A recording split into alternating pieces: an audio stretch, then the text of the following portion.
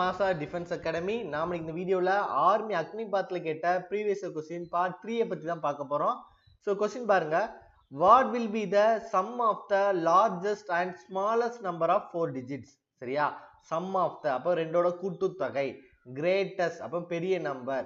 smallest அப்படினா சின்ன number. 4 digit என்ன கேட்டிருக்காங்க? 4 digit. 4 digitோட small நம்பருக்கும் big நம்பருக்கும் உள்ள sum கேட்டிருக்காங்க. கூடுதல் வந்து கேட்டிருக்காங்க.